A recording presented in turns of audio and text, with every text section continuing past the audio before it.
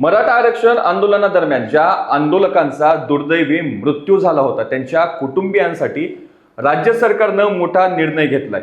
ST महामंडळाच्या धर्तीवर आता या मृत आंदोलकांच्या पात्र वारसांना महाराष्ट्र औद्योगिक विकास महामंडळात अनुकंपा तत्वावर नोकरी दिली जाणार आहे।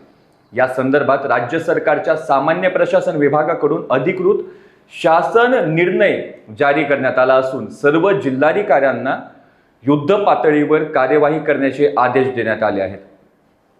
जिल्हाधिकाऱ्यांमार्फत मिळणाऱ्या याच प्रमाणपत्राच्या आधारे पात्र वारसांना MIDC मध्ये अनुकंपा तत्वावर नोकरी दिली जाईल। नमस्कार, मी बालाजी शिंदे आणि तुम्ही पाहताय लोकाशा टीव्ही।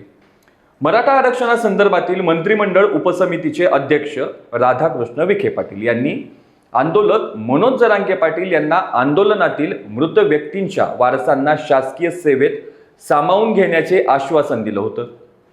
या आश्वासनाची पूर्तता करत सरकारने ही महत्त्वाची कार्यवाही केली आहे। यामुळे अनेक दिवसांपासून प्रतीक्षेत असलेल्या पीडित कुटुंबियांना मोठा दिलासा मिळाला आहे। सामान्य प्रशासन विभागाने राज्यातील सर्व जिल्हाधिकाऱ्यांना या प्रक्रियेबाबत अत्यंत स्पष्ट आणि कडक निर्देश दिले आहेत। त्यानुसार जिल्हाधिकाऱ्यांनी आपापल्या जिल्ह्यातील मृत आंदोलकांच्या वारसांची पार्श्वभूमी, त्यांची पात्रता आणि योग्य राहणीशी संबंधित सर्व बाबींची अचूक व अद्ययावत तपासणी करावी। पडताळणीची प्रक्रिया पूर्ण झाल्यानंतर पात्र ठरलेल्या वारसांना तातडीनं अधिकृत प्रमाणपत्र जारी करण्याचे निर्देश देखील देण्यात आले आहेत।